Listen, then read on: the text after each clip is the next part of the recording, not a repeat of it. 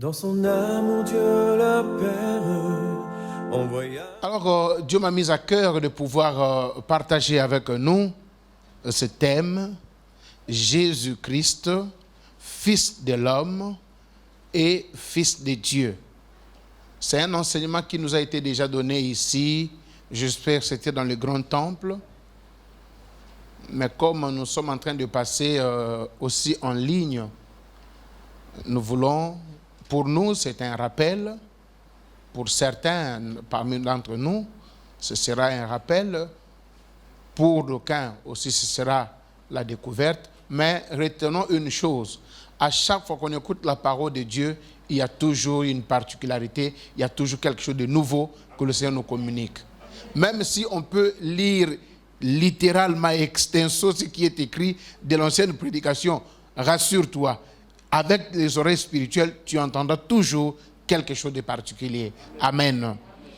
Mais aussi, parce que nous sommes en ligne, nous pensons aussi à tous nos abonnés sur YouTube qui nous suivent partout dans le monde. Ils sont aussi bénéficiaires de tout ce que le Seigneur nous donne comme révélation de sa parole. Amen. Amen. Alors, Jésus-Christ, Fils de l'homme et Fils de Dieu, tel est le titre de notre enseignement de ce soir.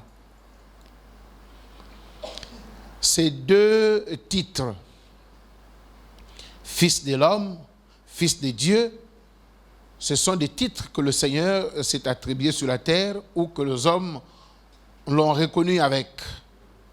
Et nous devons comprendre l'essence qu'il y a et le bonheur caché dans ces choses. Vous savez, il y a des choses, il y a des vocabulaires, il y a de mots, de phrases, de paroles qui nous sont familiers, qui nous sont accoutumés parce que nous sommes chrétiens, mais aussi lecteurs de la parole de Dieu. Mais il faut comprendre l'essence, la quintessence de chaque mot que la Bible nous donne pour effectivement les hanter et les vivre. Amen. Amen. Amen. Amen.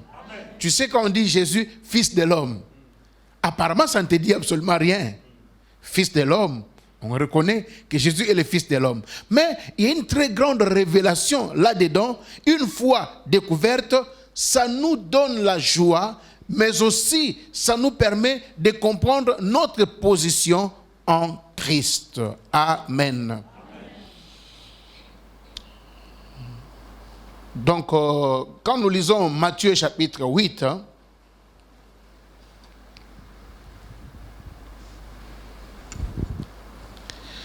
Matthieu chapitre 8,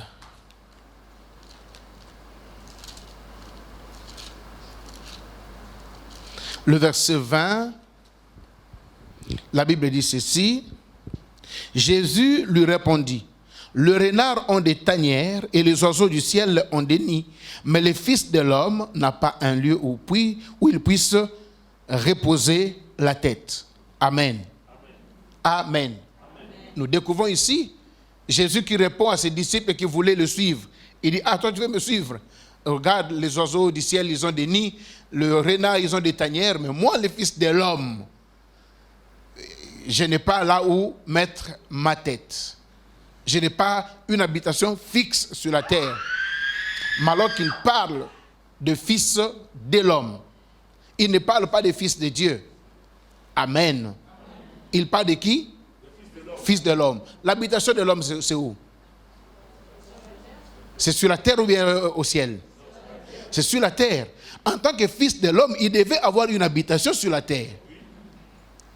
Mais il dit, moi, en tant que Fils de l'homme, je n'ai pas où mettre ma tête.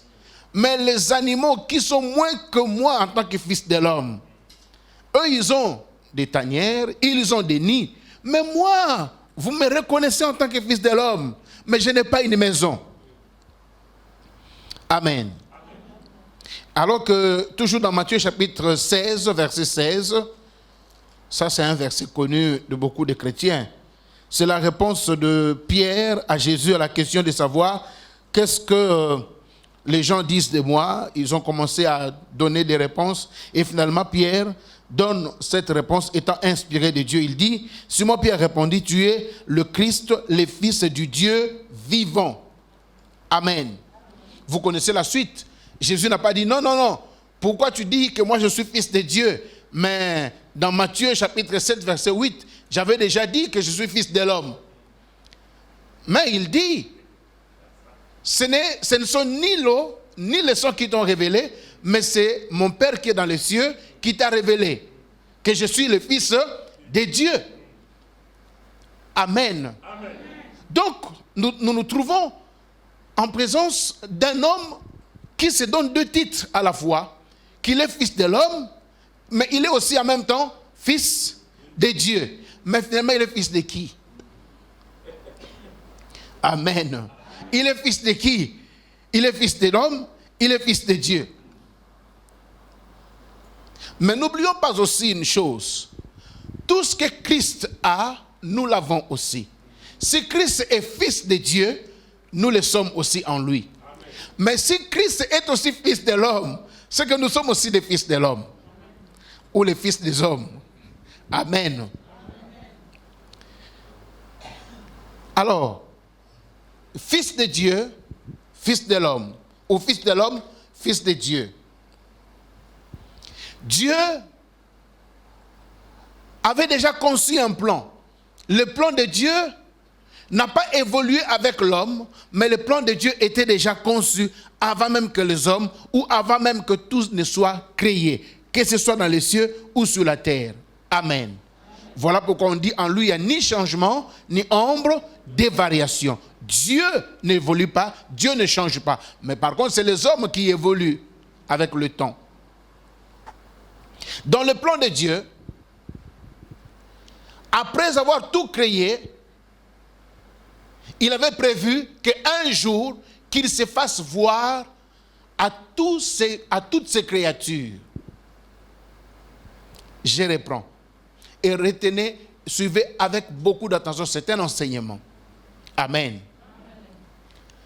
Dieu, dans son plan, il avait prévu qu'après avoir tout créé, il se présenterait à toutes ces créatures, célestes comme terrestres. Amen. Il y a un débat, je ne sais pas si on a déjà trouvé la conclusion, entre la poule et l'œuf, qui existe avant l'autre.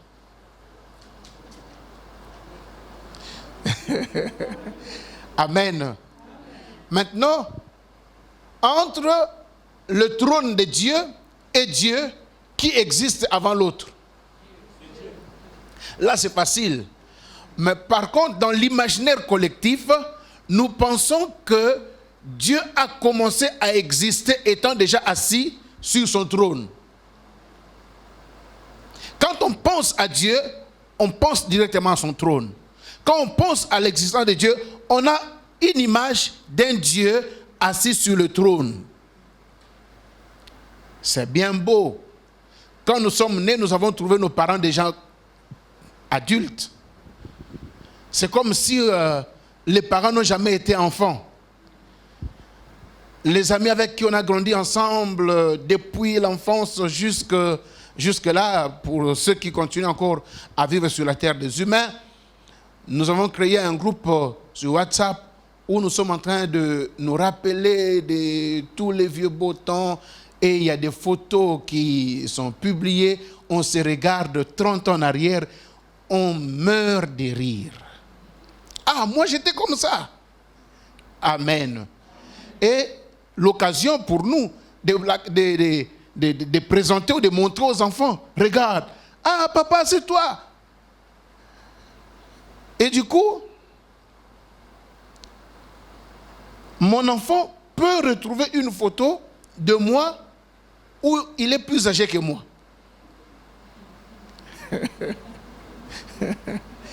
Je ne sais pas si vous comprenez. Tu peux à la maison avoir des vieilles photos et quand l'enfant retrouve, il dit, mais ça c'est qui?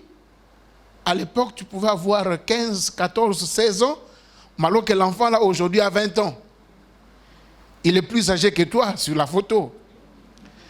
Amen. Mais jamais dans la pensée de l'enfant, il se verra adulte à toi par rapport à cette photo-là. Amen.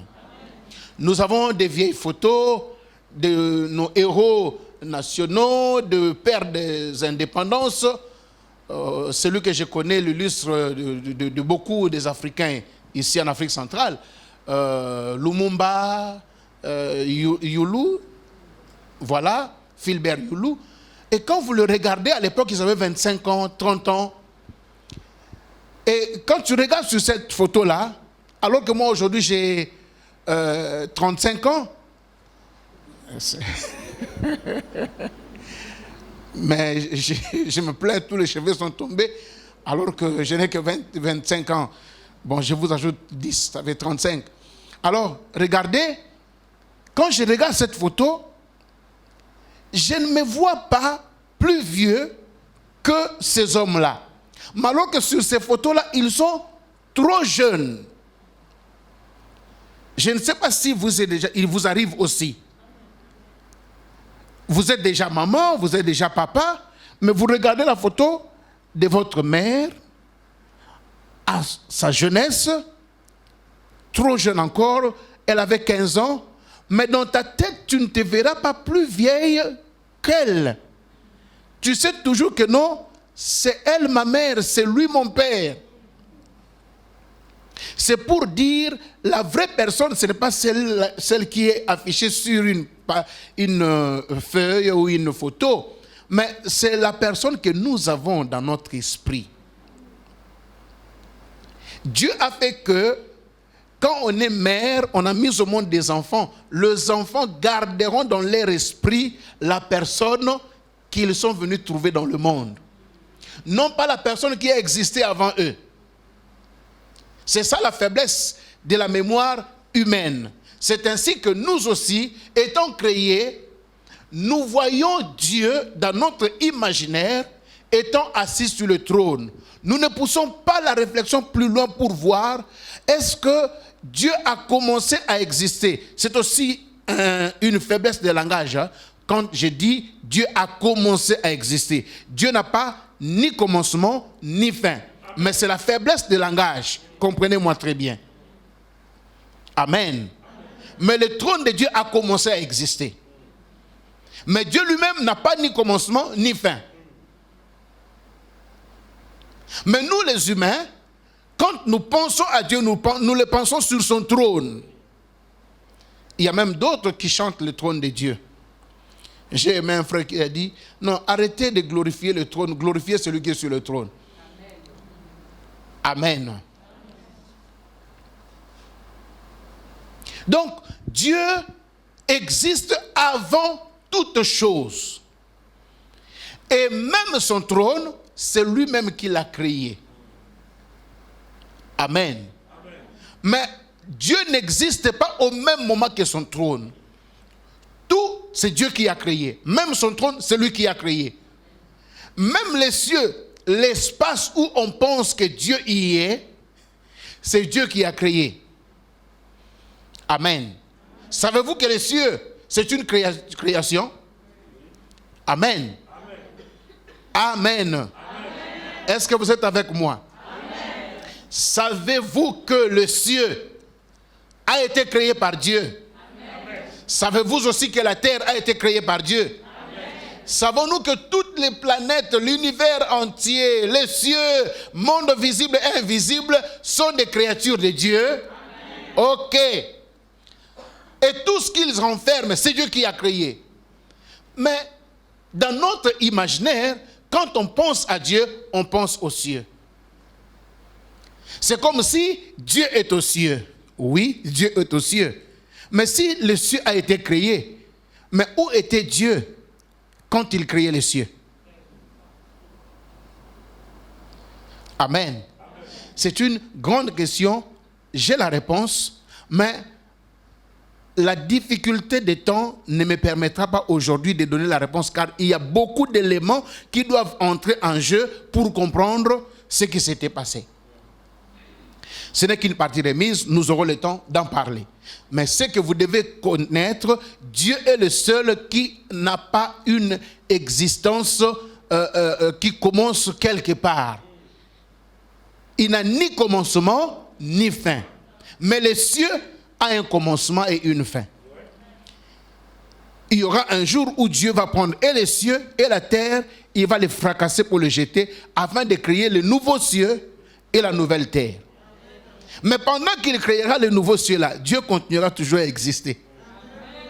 Dieu ne manquera pas de maison. Vous savez, nous sommes ici, si on prend la décision de casser cette maison, mais si on n'avait pas prévu un endroit pour y aller, nous manquerons d'abri pendant un temps. Mais ce n'est pas le cas avec Dieu. Ne pensons pas que non, si les cieux aujourd'hui s'ébranlaient, Dieu manquerait des lieux pour se retrouver.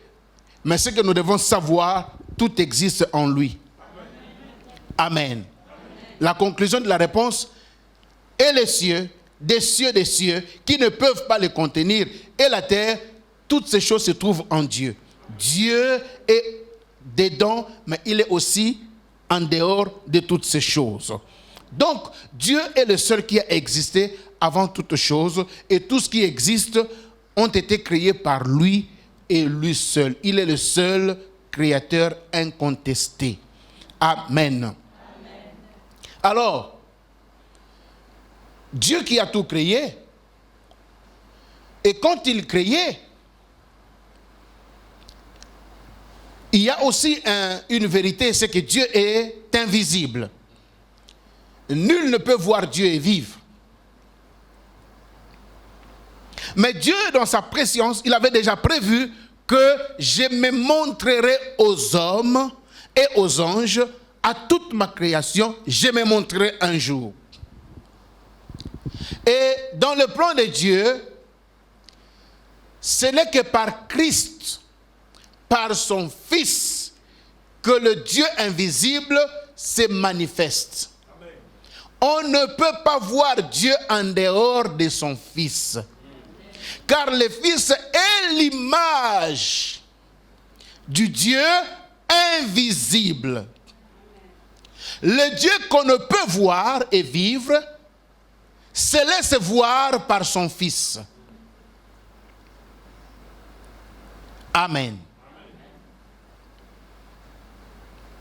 Car pour mieux connaître la divinité, il faut connaître l'humanité qui nous est plus proche. Je suis l'esprit possédant une âme, vivant dans un corps. Il y a trois entités, l'esprit, l'âme et le corps. Mais ces trois choses ne font pas de moi trois hommes. Un seul homme, une seule personne, mais en qui il y a cette vérité-là, il y a un esprit, il y a un corps, il y a une âme. Le trois là, c'est ça moi. Or, l'homme est créé à partir de l'image de Dieu. Dieu, qu'on ne peut pas voir, il est le Père, le Fils et le Saint-Esprit. Mais le Fils n'est pas le Père n'est pas le Saint-Esprit. Comme le corps n'est pas l'esprit, l'âme n'est pas le corps. L'esprit est autre chose, l'âme est autre chose, le corps aussi est autre chose. À la mort, c'est le corps qui meurt, mais ce n'est pas l'esprit ni encore l'âme. Amen. Quand le Fils mourait à la croix, il ne faut pas dire que non, Dieu avait cessé d'exister. Amen. Le jour où on va enterrer mon corps, ne dites pas que non, c'est fini pour moi. Non, quelque part, mon esprit et mon âme continuent à exister et à vivre, parce que l'esprit ne meurt jamais. Amen. Amen. Ainsi,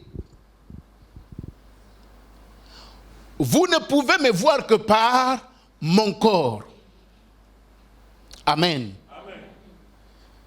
En dehors de mon corps, il n'y a pas un autre moyen, pour me voir. C'est pourquoi quand Philippe nous dit, il dit à Christ, mais tu nous parles seulement du Père, je partirai chez mon Père a dit, mais montre-nous le Père là, ça va nous suffire. Il dit, oh, mais depuis que je suis avec vous, tu ne m'as jamais connu toi Philippe. Et c'est là où beaucoup de personnes ont compris que non, le Père c'est le Fils. C'est lui-même le Fils. Non, non. C'est comme si je vous dis, moi mon esprit a une puissance terrible, mon esprit ne peut pas être limité par ces murs, rien ne peut empêcher mon esprit de sortir, même si vous fermez les portes. Alors s'il y a un téméraire, il pourra dire, bon pasteur, nous voulons voir ton esprit sortir ici sans passer par la porte. Je vous dirai que non, le seul moyen pour voir mon esprit, c'est par mon corps. Amen. Vous ne pouvez pas voir mon esprit en dehors de mon corps. C'est comme ça qu'on ne peut pas voir Dieu en dehors de son Fils. Le Fils est le corps visible et physique du Père, de Dieu invisible. Amen. Dans la divinité, le Saint-Esprit et le Père sont invisibles. Mais le Fils, oui, il est visible. Même là où il est assis sur le trône de gloire, il n'est pas assis sur le trône de gloire en tant qu'un être spirituel. Non, c'est vrai en tant qu'un être spirituel, mais pas en tant qu'esprit.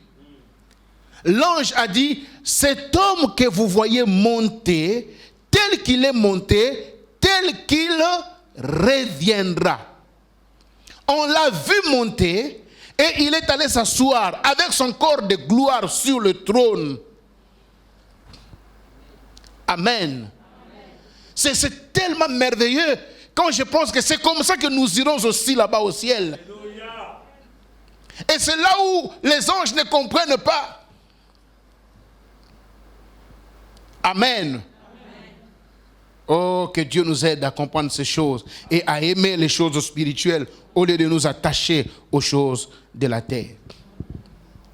Alors, Dieu avait prévu que un jour, il se montrerait à sa création, mais par son Fils. Or, la Bible nous dit, tout a été créé par lui et pour lui. Même toi, même moi, même les anges, nous sommes tous créés par Christ, mais pour lui. En d'autres termes, si ce n'est pas pour lui, Dieu ne m'aurait pas créé. Pourquoi Dieu a-t-il créé Adam? C'est pour Christ. Mais posons-nous la question, pourquoi Dieu avait créé Adam? Pour Jésus. Oui, Adam c'est un homme. Or sur la terre, il faut que les fils viennent sur la terre comme les fils de qui? De l'homme. Voilà pourquoi il crée un homme sur la terre. Parce qu'il savait que son fils viendrait sur la terre comme fils de l'homme. Voilà pourquoi la Bible nous dit qu'il a créé, il a donné les cieux pour lui-même, mais la terre au fils de l'homme. En prévision de la venue de Christ, Dieu crée Adam et le place. Mais avant que Jésus ne vienne, par Adam, Satan le fait tomber. Et du coup, Jésus ne viendra pas seulement pour se présenter à toute la création, mais aussi pour sauver cet homme que Satan vient de faire tomber. Amen. Mais à l'origine, il venait pour se montrer aux hommes, se montrer à toute la création. Mais avant qu'il ne vienne, Satan se rebelle aux cieux. Jésus ne viendra pas seulement pour se présenter à toute la création, mais aussi pour punir Satan. Mais avant toujours l'arrivée de Jésus, il fait tomber l'homme.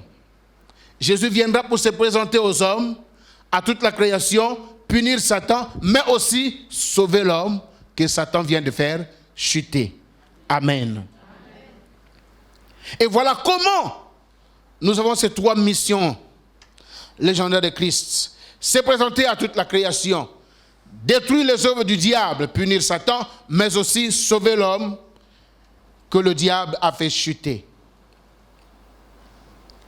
Alors, quand nous parlons de Jésus, fils de l'homme, Jésus, fils de Dieu, c'est dans le cadre du plan de Dieu. Mais retenons que Dieu a trois types de fils. Il y a les fils engendrés, il y a des fils déclarés ou cooptés. Deuxième type de fils, engendré, déclaré ou coopté.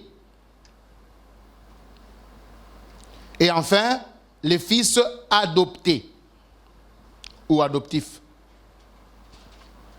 Donc, c'est 3 types de fils que Dieu a. Dieu a un fils engendré, il a des fils cooptés et il a des fils adoptés ou adoptifs. Alors, au rang des fils engendrés, c'est là où Jésus est le fils unique de Dieu. Il y a encore un autre débat. Non, Jésus, avant que nous soyons sauvés, Jésus était le fils unique de Dieu. Mais depuis qu'il est mort à la croix et que nous nous sommes sauvés, Jésus n'est plus le fils unique de Dieu. Jésus est le premier-né d'entre beaucoup de frères. Oui, c'est vrai. Oui, c'est vrai. Mais chacun en son rang. Nous sommes tous fils de Dieu, mais chacun en son rang. C'est comme les étoiles. Toutes les étoiles sont les étoiles, mais toutes les étoiles ne brillent pas de la même façon. Nous sommes tous fils de Dieu, et nous, et les anges, et Christ, mais chacun en son rang. Au rang des fils engendrés de Dieu, Jésus est le fils unique. Et celui qui nous parle, c'est Jean. Il dit, nous avons contemplé la gloire du fils unique de Dieu venu du Père. Jean qui parle comme ça, il est aussi fils de Dieu. Mais il reconnaît que celui-là est le fils unique. Pourquoi? Parce que dans ce rang de fils engendrés, il est le seul que Dieu a engendré. À part Jésus, il n'y a personne que Dieu a envoyé sur la terre en passant par le Saint-Esprit. Dans Matthieu chapitre 1, verset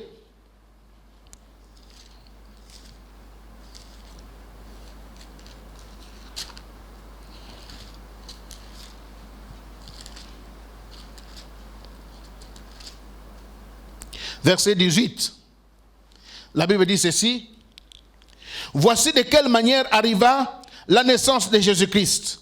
Marie, sa mère, ayant été fiancée à Joseph, se trouva enceinte par la vertu du Saint-Esprit avant qu'ils n'aient habité ensemble avec Joseph. Amen. Marie est tombée enceinte par la vertu du Saint-Esprit. Le Saint-Esprit l'avait couverte et elle est tombée enceinte. C'est pourquoi il est fils de Dieu. La sémence qui a fait que Jésus soit conçu dans le ventre de Marie n'était pas la sémence d'un homme, c'était la sémence de Dieu. Amen. À part Jésus, qui d'autre a été conçu comme ça? Même Adam n'a pas été conçu comme ça. Adam a été formé par la poussière de la terre. Dieu comme sculpteur, artiste, il a modelé, même la forme là. Dieu puisait en son fils pour former Adam. Jésus a existé avant Adam. La forme que nous avons là, ne pensons pas que non, Jésus avait pris notre forme. Dieu nous a créés à partir de la forme de Jésus. Amen. Dieu a la main, Dieu a le main, il a des yeux, il a la tête, il a des pieds. Mais où sont ses pieds si c'est en Christ? C'est le Fils qui a toutes ces choses-là. Amen. C'est partant de l'image du Fils que Dieu nous a créés. Et pourquoi la Bible dit que nous sommes créés à l'image de Dieu. L'image de Dieu, c'est Christ. C'est le Fils. Et voilà comment Dieu forme Adam. Il souffle en lui son esprit et Adam devient un être vivant, une âme vivante. Adam a été créé et formé. Jésus a été engendré, mais les anges ont été cooptés. Les anges aussi sont des fils de Dieu. Mais comment ils sont devenus enfants de Dieu? Parce que la Bible nous dit que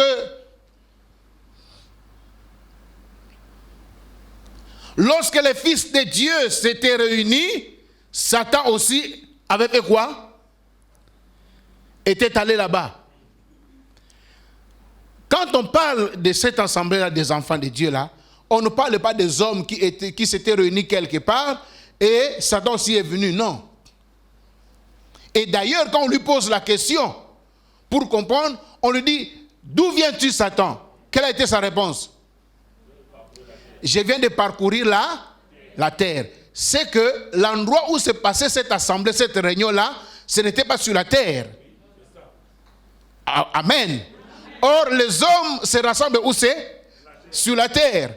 Mais cette réunion-là, ce n'était pas sur la terre. Voilà pourquoi il dit, je viens de parcourir la terre. Mais il vient où? Il vient là où il y a la réunion des fils de Dieu. Dieu s'est réuni avec ses fils. Ça se passe au ciel. Et ces fils-là, qui sont-ils? Des anges. Est-ce que Dieu a engendré des anges? Non. Les anges sont des créatures de Dieu. Dieu les a créés. Mais il leur a donné un rang de privilège.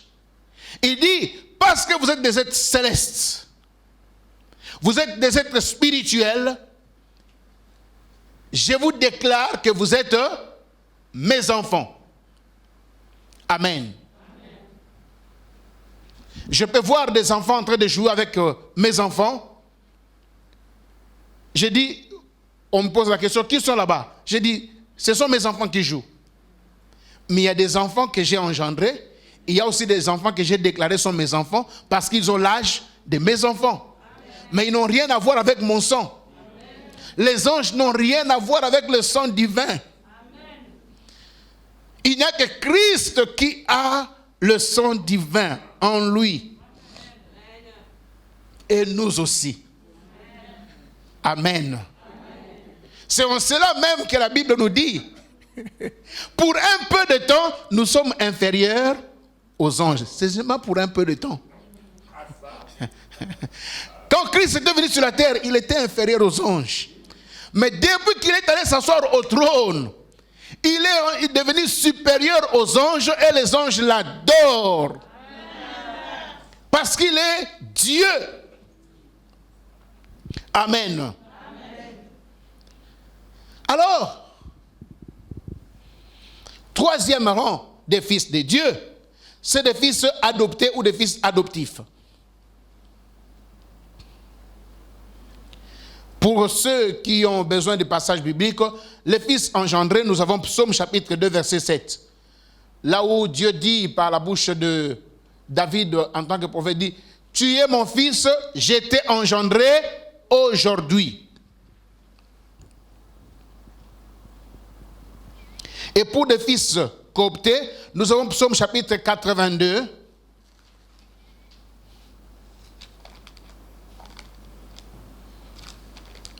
Versets 1 à 7. Mais souvent, nous ne lisons que le verset 6 et 7. Psaume 82. Le premier verset nous dit ceci. Dieu se tient dans l'assemblée des dieux. Il juge au milieu des dieux. Jusqu'à quand jugerez-vous avec iniquité et aurez-vous égard à la personne de méchant? On continue et on nous dit, j'avais dit vous êtes des dieux, vous êtes tous des fils du Très-Haut, cependant vous mourrez comme des hommes, vous tomberez comme des princes quelconques. Lève-toi, ô Dieu, juge la terre, car toutes les nations t'appartiennent. Ici, il est question des fils de Dieu, mais Dieu regrette aussi Satan, qui était aussi fils de Dieu, avec la suite qui sont allés avec lui. Ils sont tombés comme des princes quelconques. Ils finiront en enfer, comme aussi les hommes qui ne croiront pas en Jésus. Mais alors que Dieu avait déclaré, il dit, j'avais dit, vous êtes des fils de Dieu. Dieu ne les avait pas engendrés, Dieu ne les avait pas non plus aussi adoptés, mais il les avait déclarés. Il a dit, j'avais dit que vous êtes des fils de Dieu. Michael, Gabriel et les autres anges sont restés fidèles et ils ont ces rangs-là, des fils de Dieu déclarés ou des fils de Dieu cooptés. Amen. Nous avons en Europe ou en Amérique du Nord certaines personnes qui refusent de mettre au monde des enfants. Ils achètent des chiens, des chats, des animaux et ils les cooptent au rang des enfants. Et il y a même une histoire selon laquelle un homme, peu avant sa mort, il a laissé le testament. Il a dit toute sa richesse, sa fortune, c'est pour son chien. Son chat? Ah, voilà. Quelqu'un veut dire, ah, mouvant ta chango. Amen. Même si tu n'as pas l'héritage de cet homme-là, mais étant homme, tu as plus de valeur que ces chats-là. Amen. Alors, troisième rang, c'est les fils de Dieu adoptifs ou les fils de Dieu adoptés. Nous avons Éphésiens chapitre 1, verset 5.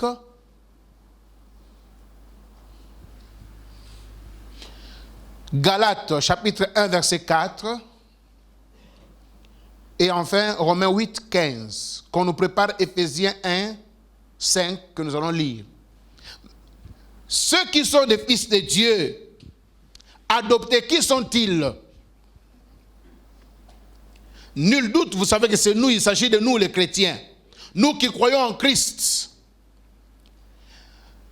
Au départ, par Adam, nous n'étions pas des fils de Dieu adoptifs. Nous étions des fils de Dieu cooptés comme des anges. Dieu aussi avait déclaré que Adam était son fils. Dieu n'avait pas engendré Adam, il l'avait créé. Or, quand on est créé, on est une créature. Amen. Mais après l'avoir créé, Dieu l'a coopté au rang de ses fils. Il dit quoi que tu sois sur la terre, mais tu es aussi mon fils. Mais il n'a pas demeuré dans ses rangs de dignité. Il a péché et Dieu l'a rejeté. C'est pourquoi il a dit, tu n'es que poussière et à la poussière, tu retourneras. En d'autres termes, Dieu regrette. Je t'avais donné un rang de privilège. C'était pour la première fois que Dieu rappelle à l'homme que tu es poussière. Mais pourtant, il l'appelait mon fils. L'image de Dieu. Mais quand il pêche, à la fin, Dieu ne l'appelle plus mon image. Il dit, tu n'es que poussière. Et à la poussière, tu retourneras.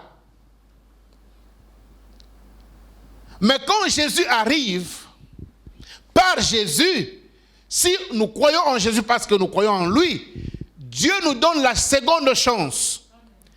Mais cette seconde chance a plus de valeur que la première chance que nous avions perdue en Éden. En Éden, nous étions au rang de fils cooptés. Mais ici, Dieu fait quoi? Dieu nous adopte. Amen. Or, l'adoption a plus de valeur que la cooptation. Les enfants qui jouent à la cour avec mes enfants, j'ai dit, ce sont tous mes enfants. Mais le soir, les autres partiront chez eux. Dans la maison, il ne restera que mes enfants que j'ai engendrés, mais aussi s'il y a des enfants que j'ai adoptés. Amen. Il y a des avantages dans l'adoption, car l'adoption confère 3 choses. L'adoption confère 3 choses. Maman Hélène, ça va, non? Ça va, n'est-ce pas? Ok, gloire à Dieu. L'adoption confère 3 choses. 1, ça confère le nom. Quand on adopte un enfant, la première des choses qu'on fait, on lui donne son nom. Vrai ou faux?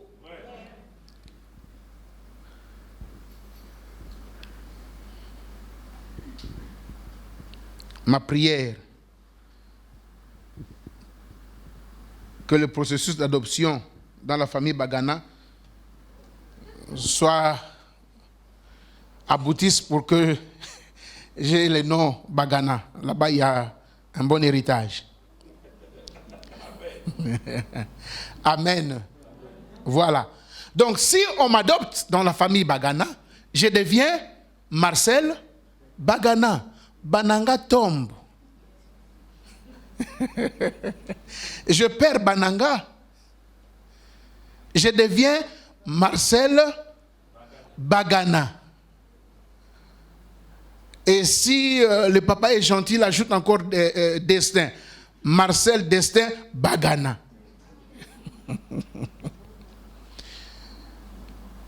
S'il est trop gentil, il ajoute Junior. Marcel Destin Junior Bagana. C'est ça la vérité. Quand on est adopté, on acquiert le nom, le premier avantage. Or, quand on te donne le nom, tu fais partie intégrante de la famille, même si tu n'as pas le sang de cette famille. Mais le nom te donne l'affiliation dans la famille. Amen. Deuxième avantage, c'est l'appartenance à la famille.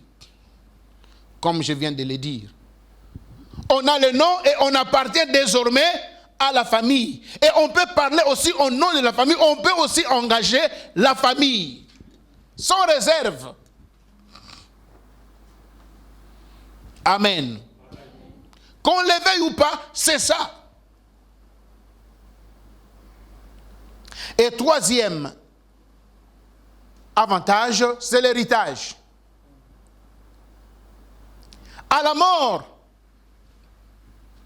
des parents, s'il y avait 3 enfants, non, s'il y avait 2 enfants, Reine, Belinda, Linda. J'oublie le nom de ma soeur, ça c'est grave. Bon, je suis nouvellement dans la famille, j'apprendrai. Amen. Donc, Reine, Linda et Junior. Ok. C'est déjà acté. Alors, quand il y aura question de l'héritage, j'ai la part au même titre que les 2 premiers. Les tantes peuvent venir, les oncles peuvent venir pour dire non, lui, il a été adopté. Bon, ceux-là sont des fils engendrés, biologiques. Bon, si je porte plainte devant les instances judiciaires, on va les poursuivre. Amen. On va les poursuivre parce que je porte le nom, je suis affilié à la famille et j'ai droit à l'héritage au même pied d'égalité que les enfants biologiques. Qu'est-ce qui me confère ça? C'est l'adoption. Amen. Or, vous savez avec moi que Jésus, dans la généalogie, pas ce que Luc nous donne, mais ce que Matthieu nous donne. Matthieu nous dit, voici la généalogie de Jésus, fils de qui? Fils d'Abraham et fils de David. C'est ce qu'il dit. Retrouvons le passage. Matthieu chapitre 1. Je tends déjà vers la fin.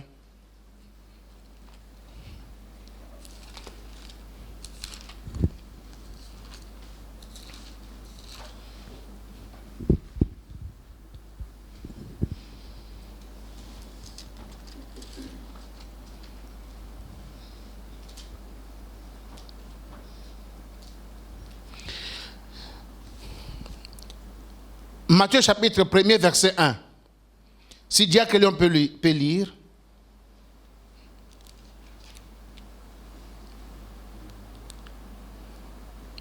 Généalogie de Jésus-Christ. Généalogie de Jésus-Christ. Fils de David. Fils d'Abraham. Point. Amen. Est-ce que Abraham et David, ils sont de la même génération? Non. Ils ne sont pas contemporains. Mais pourquoi on n'a pas dit fils de prenons qui, Salomon ou fils de Jephthé? On dit seulement fils d'Abraham et fils de David. C'est comme s'il n'y avait que ces deux-là. Non, les deux-là sont des références des fils de l'homme et des fils de Dieu. Amen. Oui, les deux sont des références. L'un représente les fils de Dieu, l'autre représente les fils de l'homme. C'est pourquoi le titre que nous avions dit, Jésus-Christ, fils de l'homme et fils de Dieu. Ça ne vient pas de moi, c'est la parole de Dieu. Voici la généalogie de Jésus-Christ, fils d'Abraham et fils de David. Point barre. Pourquoi fils d'Abraham? Car Abraham, c'est celui qui a reçu la promesse. Dieu lui dit, je ferai de toi le père de la multitude. Je rendrai ta postérité grande comme le sable de la mer. Au point que si quelqu'un pourra compter le sable de la terre, comptera aussi ta progéniture. Quelque temps plus tard, alors qu'il s'est lassé à patienter, Dieu l'appelle et dit, non, sors la nuit, je te montrerai. Peut-être tu n'as pas compris. Cette fois-ci, je te montre ta vraie postérité. Il ne lui montre plus le sable de la mer, mais il lui montre les étoiles du ciel. Il dit, lève les yeux, regarde les étoiles du ciel. Si quelqu'un pourra compter les étoiles du ciel, il comptera ta postérité. Jésus-Christ, fils de l'homme et fils de Dieu. Amen. Mais maintenant, avec Abraham, Dieu va éliminer les fils de la terre. Parce que quand l'apôtre Paul arrive, il dit non, la postérité là de l'esclave Agar, quand il parle d'Agar et de Sarah, il dit ce sont deux montagnes, l'une spirituelle et l'autre terrestre. Or, la montagne terrestre, c'est Agar. Or, quand elle parle d'Agar, il parle d'Agar, il fait allusion à qui? À Israël. Mais quand il parle de Sarah, il fait allusion à qui? À l'église. À nous. Il dit, c'est nous qui sommes des fils spirituels. Les vrais fils d'Abraham, c'est nous. Les fils spirituels d'Abraham. Car la sémence d'Abraham, ce n'est pas physique, mais c'est la sémence spirituelle que le Saint-Esprit est venu couvrir. Marie. Ah, comme ce que l'engi, non? La théologie, donc c'était juste pour nous amener à comprendre ces choses. Amen.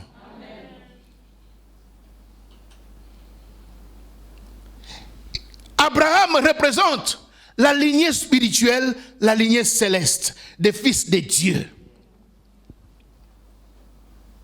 Or, les fils de Dieu hériteront quoi? Le royaume de Dieu, le royaume céleste. C'est pourquoi un jour, je lui dis, non, celui-ci aussi est fille d'Abraham. Laisse-moi faire le travail. Il est fils d'Abraham. Mais regardez, nous n'étions pas les fils d'Abraham. Nous étions les fils de Maluango, les fils de Makoko, les fils de Ngantier. Voilà. Mais qu'est-ce qui s'est passé pour que nous quittions des fils de Ngantier, Makoko, Luango pour devenir fils de Dieu, de la postérité d'Abraham? Malgré que nous ne sommes pas physiquement liés à Jésus. Ceux qui sont liés physiquement à Jésus sont bannis.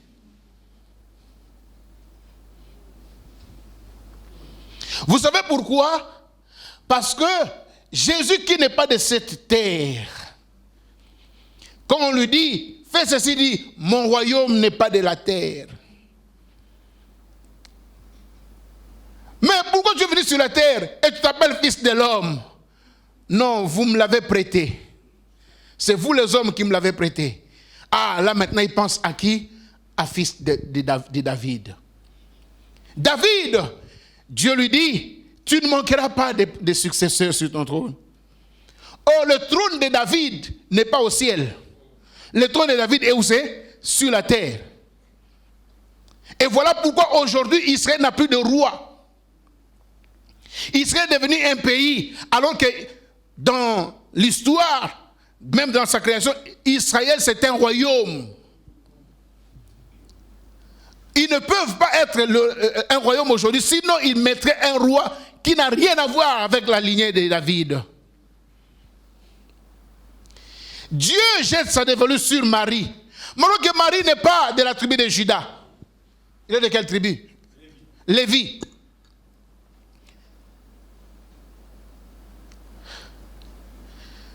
Il y a un problème. Marie a trouvé grâce aux yeux de Dieu. La grâce, je vous avais dit un jour, Dieu, dans la grâce, Dieu est aveugle. Alléluia.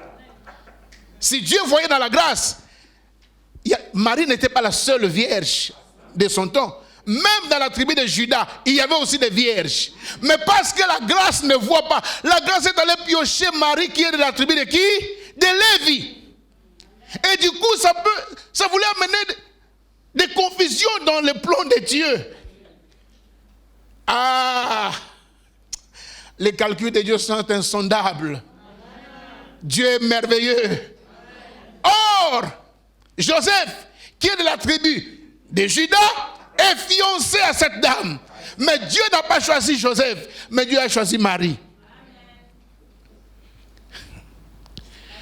Joseph, un homme pieux, il dit, ah, la fiancée tombe enceinte avant le mariage. Et elle dit, oh, je lui dis, montre-moi seulement le monsieur. Moi, je vais arranger avec le monsieur, comme ça, on va régler ça dans l'amiable. Oh non, tu connais, moi je ne vais pas te tromper, c'est Dieu. Ah. Joseph, c'est un croyant. Ce n'est pas un païen, c'est un croyant. Depuis l'histoire d'Adam jusqu'à là où on était arrivé à Marie, pareille histoire n'a jamais été faite. Frères, voilà pourquoi je nous dis encore, vous qui priez, or Dieu est prêt à faire avec toi ce qu'il n'a jamais fait ni dans la Bible, ni dans le passé, ni dans une autre époque. Il veut faire quelque chose. Amen. Il faut dire, Seigneur, fais avec moi ce que tu as consigné dans le livre des vies. Amen. Quand Christ vint sur la terre, il dit, tu m'as fait la chair, mais voici je viens. Oh Dieu, car dans le livre de vie, il est question de qui? De moi. Amen. Il n'est pas question de l'autre. Oh bien-aimé, dans le livre de Dieu, Dieu a inscrit les choses pour que moi je puisse les accomplir. Amen. Aucun autre homme, aucune autre personne ne les vivra si ce n'est moi-même. Amen. Dans l'histoire de l'église, Jésus-Christ source d'eau vive, vous n'aurez pas deux bananga. Amen. Avec le parcours que j'ai là, aux côtés de ces grands hommes que Dieu a placés dans cette église, je parle du couple pastoral Nguesso, frère, vous n'aurez pas de... Il y aura certainement d'autres personnes qui viendront, peut-être plus expérimentées que moi, mais avec le parcours que moi j'ai là, et cette histoire, il n'y en aura pas deux. Et malheur à celui qui voudra recopier, car il va tomber. Amen.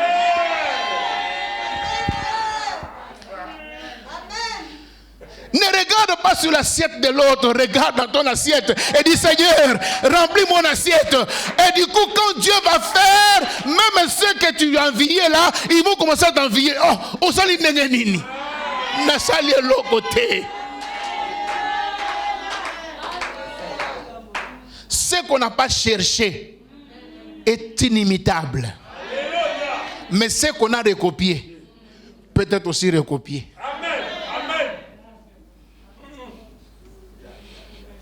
Et des fois, mieux recopier parfois plus que toi-même. Mais si c'est Dieu qui a tracé ton parcours, personne ne pourra marcher sur ses traces. Vous savez, quand on marche avec Dieu, il y a des fois où vous laissez les empreintes. Mais à un moment donné, il n'y a plus des empreintes.